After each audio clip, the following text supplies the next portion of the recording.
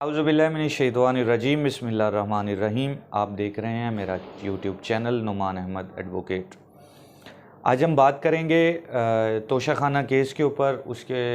उस केस में जो इस्लामाबाद हाई कोर्ट में या सुप्रीम कोर्ट में जो समाअत हुई कल और आज के दिन में, उसके ऊपर बात करेंगे। दूसरा हम साइफ़र केस के ऊपर बात करेंगे, उसकी प्रोसीडिंग्स के ऊपर बात करेंगे।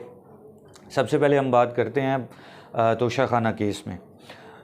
तोशाखाना केस में जैसा कि हमने आपको पहले बताया था कि इमरान खान ने सस्पेंशन फ़ाइल की थी कि मेरी जो अपील है उसके फ़ैसले तक सज़ा मुअत्तल कर दी जाए। उसके ऊपर कल 22 अगस्त को समाअत हुई। आज 23 अगस्त है। कल 22 अगस्त को उसके ऊपर इस्लामाबाद हाई कोर्ट में समाअत हुई।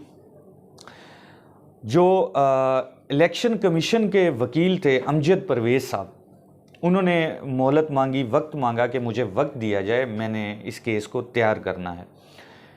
यहाँ पे हैरानकुन बात यह है कि ट्रायल कोर्ट में, हुमायूं दिलावर की कोर्ट में, इलेक्शन कमीशन की तरफ से अमजद परवेज़ साहब ही वकील थे और अमजद परवेज़ साहब ने ही इस पूरे केस को परसू किया। इलेक्शन कमीशन की तरफ से कंप्लेनेंट यानी कि मुद्दई की तरफ से अमजद परवेज़ ने इस केस को लड़ा। अब अमजद परवेज़ साहब ने ही अपनी खिदमात पेश की इलेक्शन कमीशन की तरफ से और इमरान खान को उस अदालत में सज़ा सुनाई गई। अब वही वकील साहब जो हैं, उन्होंने इस्लामाबाद हाई कोर्ट से वक्त मांगा कि जी मुझे आज वकील किया गया है, मैंने केस तैयार नहीं किया, तो मुझे वक्त दिया जाए। जिस पे लतीफ़ खोसा साहब जो मुल्ज़िम इमरान खान के वकील हैं, उन्होंने इसकी मुखालफत की और उन्होंने कोर्ट को ये बताया कि अमजद परवेज़ साहब जो हैं इस पूरे केस को लड़ चुके हैं ट्रायल कोर्ट में और सज़ा करवा चुके हैं और वो इस केस के हक़ाइक़ से बखूबी वाकिफ़ हैं, तो इन्हें किस चीज़ का वक्त चाहिए। लेकिन chief justice Islamabad high court ने खोसा साहब की इस गुफ्तगू के बाद जो है वो केस को 24 अगस्त तक यानी कि कल के लिए मुलतवी कर दिया। अब इसमें जो अहम पेशरफ्त हुई वो आज सुप्रीम कोर्ट में इमरान खान की एप्लीकेशंस के ऊपर समाअत हुई। वो एप्लीकेशंस क्या थी? जब केस को रिमांड किया गया, क्योंकि पीटीआई की तरफ से, इमरान खान साहब की तरफ से, उनके वकला ने ये एतराज़ उठाया था कि इस अदालत का दायरा इख्तियार नहीं है, ये केस काबिल समाअत नहीं है हुमायूं दिलावर की कोर्ट में, जिस पे हुमायूं दिलावर साहब ने वो दरख्वास्त खारिज की। इमरान खान के वकला ने इस्लामाबाद हाई कोर्ट में उसके ऊपर अपील की। इस्लामाबाद हाई कोर्ट ने उसी केस को दोबारा वापस भेज दिया हुमायूं दिलावर साहब के पास कि वो दोबारा इस दरख्वास्त को सुन के फ़ैसला करें। तो इस ऑर्डर के ख़िलाफ़ जो है वो इमरान खान के वकला ने सुप्रीम कोर्ट में पिटीशन फ़ाइल की थी और कुछ मिसलिनियस दरख्वास्तें भी थीं, उनके ऊपर आज समाअत हुई। आज की समाअत बहुत अहम थी। सुप्रीम कोर्ट के 3 रुकनी बेंच ने, जिसमें chief justice supreme court Umar Ata Bandial साहब, जस्टिस जमाल मंदोखेल साहब और जस्टिस मुज़ाहिर अली अकबर नकवी साहब शामिल हैं, उन्होंने समाअत की इस पिटीशन के ऊपर और 7 दीगर दरख्वास्तें थीं, इसके ऊपर समाअत हुई है। और इसमें सुप्रीम कोर्ट ने ये मौक़िफ़ इख्तियार किया है, ये रिमार्क्स दिए हैं कि बादियों नज़र में ये सज़ा गलत हुई है और इसमें बहुत सी गलतियाँ शामिल हैं इस फ़ैसले में, और जो है बादियों नज़र में ये सज़ा गलत है। सुप्रीम कोर्ट के चीफ़ जस्टिस साहब की तरफ से ये भी कहा गया कि इमरान खान का दिफ़ा का जो हक़ है वो ख़त्म करके गलत किया गया। जस्टिस मुज़ाहिर अली अकबर नकवी साहब ने ये रिमार्क्स दिए कि क्या दुनिया की किसी अदालत में ऐसा होता है जो हुमायूं दिलावर की अदालत में हुआ है। सुप्रीम कोर्ट के जजेस ने ये बात वाज़े कर दी है कि ये फ़ैसला कानूनी तौर पे गलत था। इसमें इमरान खान साहब के वकील लतीफ़ खोसा साहब की तरफ से ये नुक्ता भी उठाया गया कि जो प्राइवेट कंप्लेंट होती है, एक तो एफआईआर हो गई, मुकदमा जो दर्ज हो जाता है, दूसरा प्राइवेट कंप्लेंट होती है, इस्तगासा जिसे हम बोलते हैं। जब वो दायर किया जाता है तो वो सबसे पहले मजिस्ट्रेट के पास दायर किया जाता है, चाहे वो किसी भी जुर्म का हो, उसे दायर मजिस्ट्रेट की अदालत में किया जाता है। बाद में वो जिस भी अदालत का दायरा समाअत बनता है उसको भेज दिया जाता है। तो ये दायर ही गलत हुआ है, ये मजिस्ट्रेट साहब के पास दायर ही नहीं हुआ, लिहाजा ये केस बुनियादी तौर पे ही गलत है, ये नुक्ता भी उठाया गया है।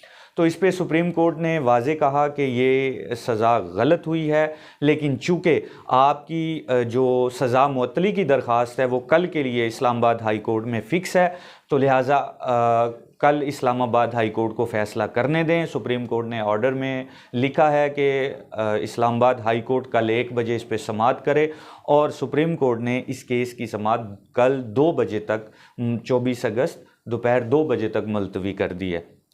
इसमें इमरान खान साहब की तरफ से एक और दरख्वास्त भी दायर की गई है इसी केस में, उस पर भी समाअत हुई है। वो ये दरख्वास्त है कि इमरान खान साहब के वकील लतीफ़ खोसा साहब ने ये दरख्वास्त पेश की है कि हमें इस्लामाबाद हाई कोर्ट के चीफ साहब पे एतमाद नहीं है, लिहाजा हमारे जितने भी केसेस इस्लामाबाद हाई कोर्ट में हैं वो लाहौर हाई कोर्ट या पेशावर हाई कोर्ट में ट्रांसफ़र कर दिए जाएं। उसके बाद दूसरा हमारा जो है वो साइफ़र केस है, हम उस पर आते हैं। साइफ़र केस में जो FIR दर्ज की गई FIA की तरफ से, उसके अंदर बहुत सी कानूनी गलतियां हैं, जिनमें एक दो का मैं ज़िक्र आपसे करूंगा।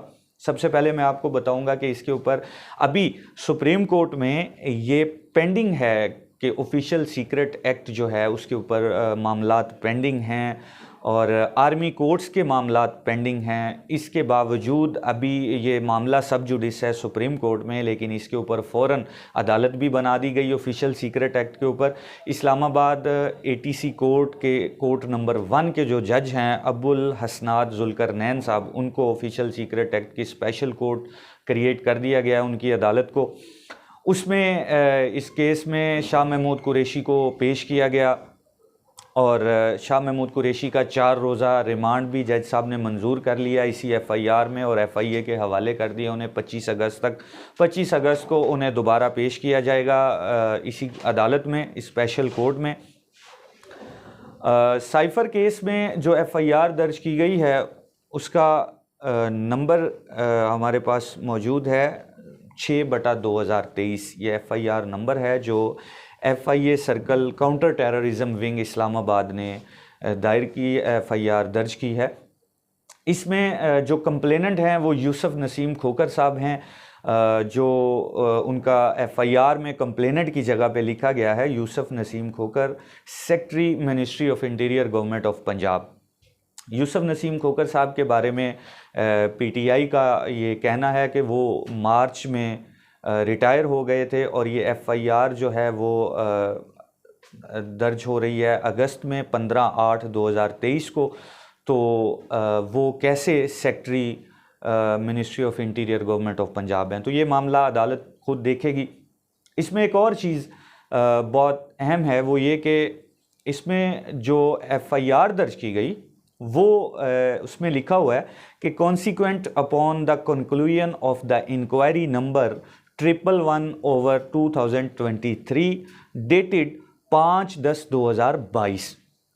इंक्वायरी का नंबर जिसके ऊपर FIR, क्योंकि FIA में इंक्वायरी पहले होती है उसके बाद मुकदमा दर्ज किया जाता है, तो FIA में इंक्वायरी नंबर है 111/2023 यानी 2023 का 111वीं इंक्वायरी, और इसकी डेट जो लिखी गई है वो 5/10/2022 लिखी गई है। एक तो ये बहुत बड़ी गलती है। अब ये टाइपिंग मिस्टेक है, क्लरिकल मिस्टेक है, ये चीज़ें कोर्ट में सामने आएंगी। उसके बाद इसमें वक्त वक़ुआ जो है वो FIR में बहुत अहम होता है।